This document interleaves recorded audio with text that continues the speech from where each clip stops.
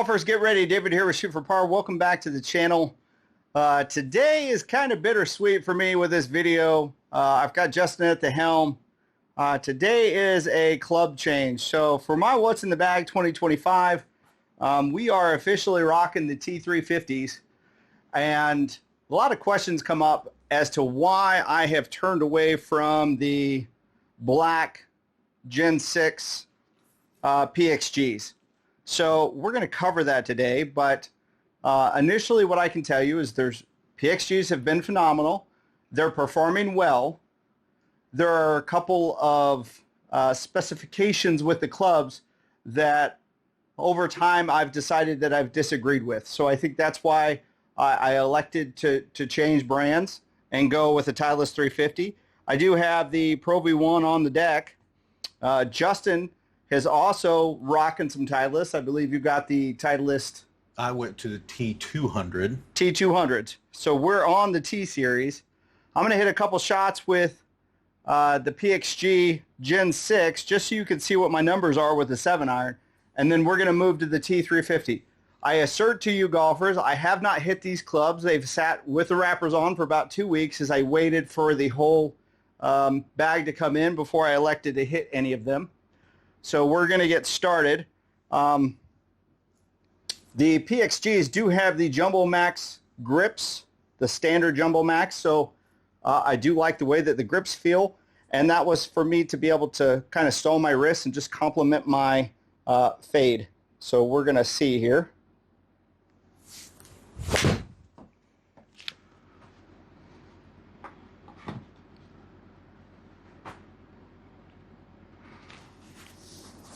There we go. Nice 7-yard or 7-iron carry.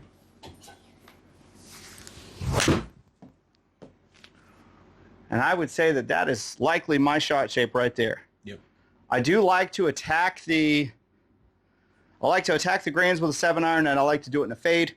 I prefer fades attacking the greens over draws because I like that increased backspin to allow the ball just to stop. We'll hit one more with a PXG.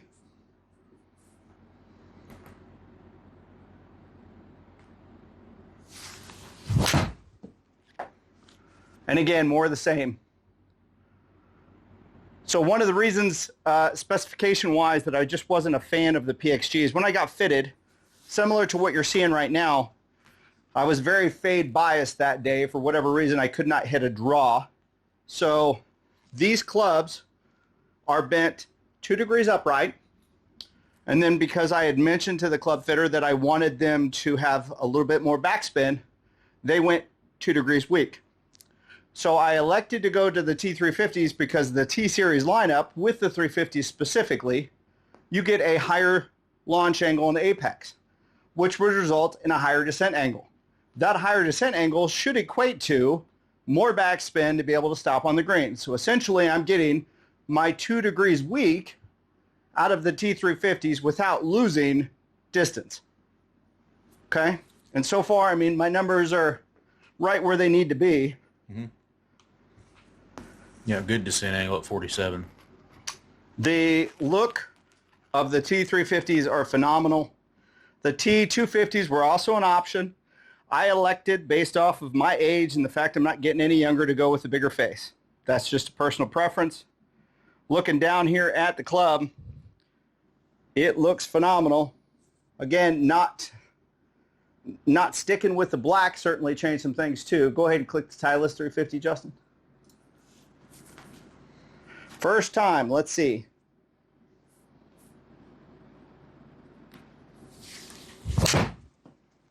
Looky there. Very first shot. Very nice. I mean, you could almost one and done it right there, right? Looky there. We went down a little bit in club speed and gained a little bit better result. Yep.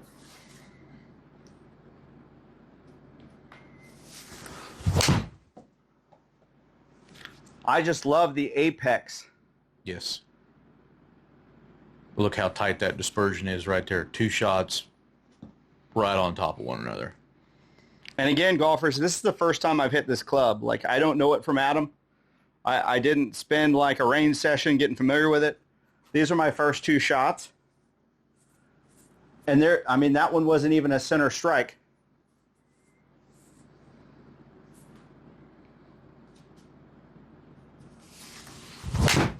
That was hit fat. Yep. Clear out on the toe with a divot. Which we would expect those to happen every now and again. Oh, absolutely. Especially if the timing's not there. Which, if you haven't noticed, I'm wearing the same clothes. Justin and I have been recording videos back to back to back, so I am warm. I wouldn't say tired, but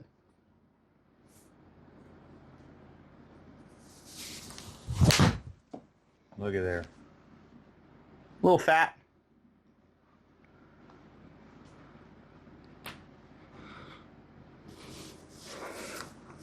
Now, with the T350s, they also mentioned that there was minimal workability. I'm going to throw that into play too because I do like to work the ball just a little bit. So we're going to try to hit a draw.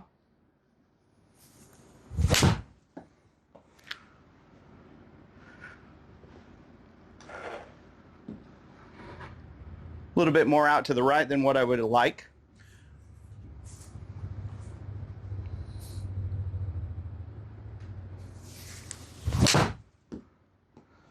That is the shot shape I would like to see. Yep. But you can argumentatively nix the workability statement due to the first two shots were very nice fades, and there is a very nice draw there. So the workability is there. I think it's subtle. I don't think that, you know, I think those golfers that go with the Titleist 250, they're looking for a lot more workability than what I'm looking for. Mm-hmm. Yep, and as you go down in that series, the more forgiveness you are losing and the more workability you'll be gaining, but the more you're getting into a more traditional blade style. Let's go one more.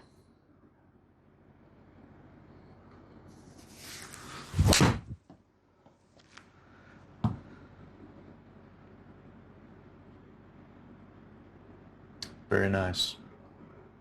Just 5 yards, 6 yards total on the side. Let's go to grouping. Yep. And then let's go session. Sort by carry. Very interesting. Yeah. Do I have any miss hits out there with the Titleist? I have that one that got hooked out there, don't I? Oh, yeah. Yeah. Let's take a look at shots.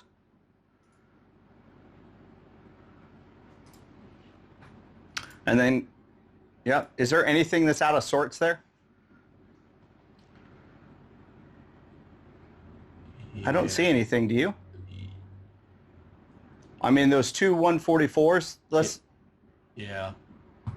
those three in the row, the two 144s and 143, if we pulled those off, what does that do to the numbers? You want to take these ones? Yeah, just take them off.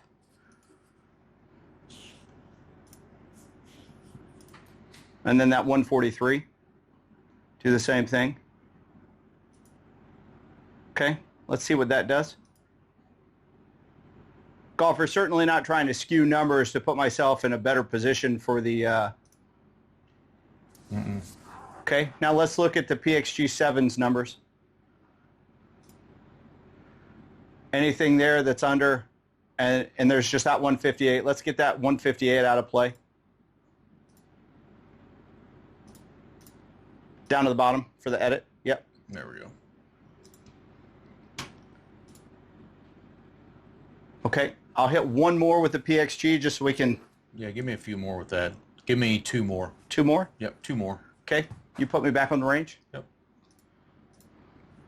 Two more PXG 7. There we go. I went, I want to say 11:30 seconds on the wrap for the Titleist 350. That felt extremely fat, and it was. Still good numbers for fat, though.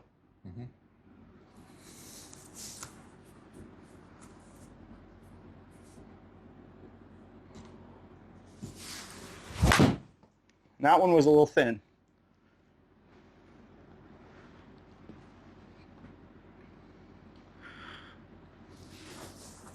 One more? Give me 2 more.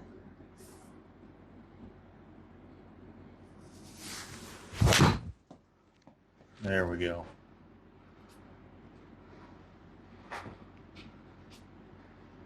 All right. You want one more?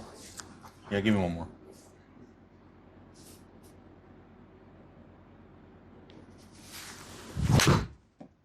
There we go. A little open on the face on that one. Yeah, a little bit open. But the consistency is there. Okay. So. Sort by carry.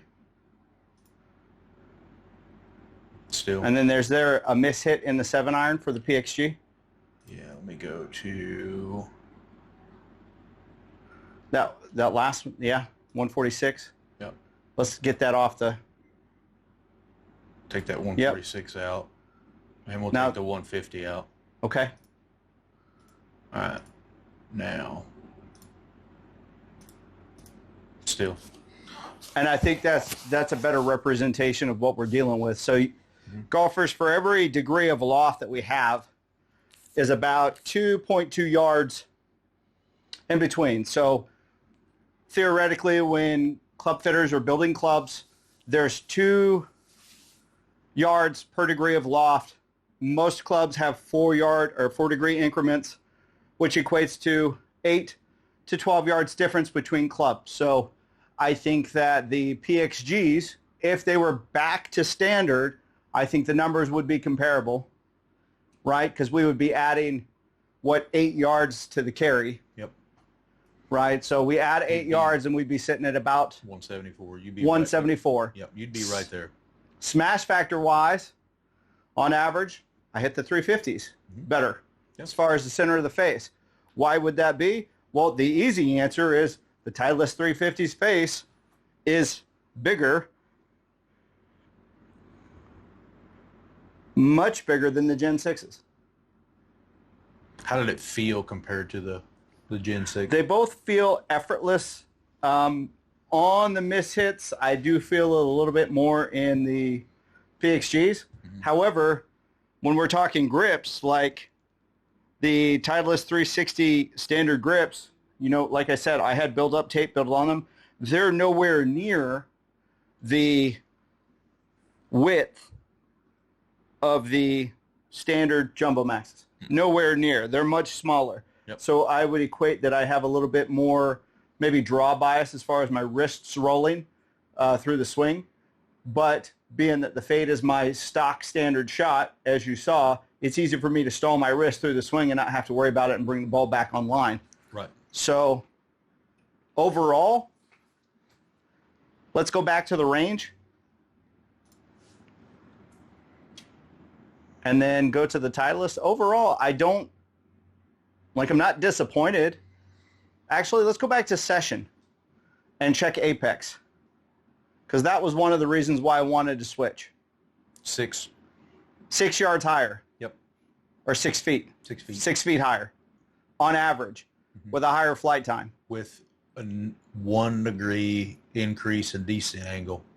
So the likelihood of you stopping with a little less rollout with the Titleist, you're going to gain that over the PXG. Well, I mean, even if you look at the numbers as far as the carry to the total, I'm getting 10 yards rollout on both, right? And that's almost to the number. Yep. So I don't think there's really that much of a difference other than my ball speeds jumped and my backspin went down. But because the descent angle went up with the 350s, we would expect that I would see a better result. Right. And I think that shows in the numbers. It certainly shows in how it feels. It feels like I have a 1/4 inch more club head to work with. So I think the bigger head, I don't know if it's a placebo, but it feels, honestly, it almost feels like the old Cobra oversize from a couple years back. It almost looks just like those, just massive as far as the head. The top line with the Titleist is always superb. It almost looks as thin as some of the other T-Series lineup, but overall, the honest answer, quite frankly, as to why I switched, I'm getting older. I did go back to steel shafts. Now, the PXG Gen 6s, they were Aerotech graphite shafts in a stiff. Justin and I measured those utilizing a CPM gauge and frequency meter, and realized that just because it's a stiff doesn't mean it's a stiff. A lot of those shafts, they came out regular flex based off CPMs.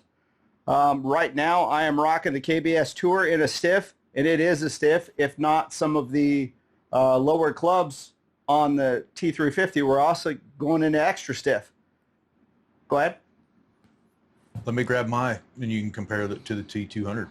Yes, we can certainly do that and compare those. But I think that, you know, club manufacturers, shafts manufacturers specifically, there is no rule that dictates what a stiff shaft is or what a regular shaft is.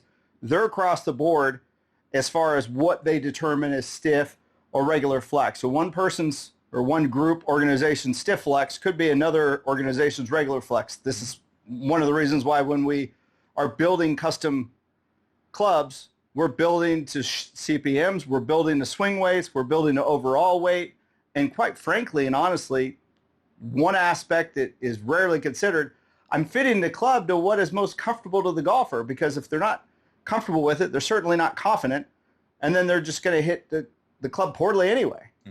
So I think comfort has to be in the conversation as far as club fitting goes. 100%. But overall, that is the reason why I elected to go to the T350s. They will be in the bag all for 2025. If you are a lefty, I do have a full set of some PXGs that I no longer have use of, but they'll stay here in the simulator for training purposes until they're out of the way. Justin, you got anything to add? Nope. I think for me personally, moving to the Titleist, you know, it made a big difference. It was a club head that fit me well, you know, going into something that I wanted to be able to work a little bit more. I don't have any issue getting the ball in the air or distance. I wanted to be able to work that, and with that T200, I think that's what has really helped me. And you also said that for off-center hits, you want to make sure that you get enough feedback from the club to indicate to you that that was a poor strike. Yep. I wanted that club that punishes you to whenever you miss-hit one. So, you know, people want that forgiveness. They want that extra help. These aren't as forgiving, but they are a club that is going to make you play better if you want to be successful with them. They're going to punish you whenever you hit bad, poorly, but whenever you hit well with them, you really know the difference. Certainly a club that speaks to your hands. Yes. And there are a lot of clubs, specifically muscle backs, they speak to your hands when you have a mishit. Yes. And then on the opposite side of the spectrum, when you hit one pure in the center of the club face, it's like butter. You can't feel it. Nope. Right? Just effortless. Yes. But we appreciate you watching. Justin and I signing off. Y'all have a good day.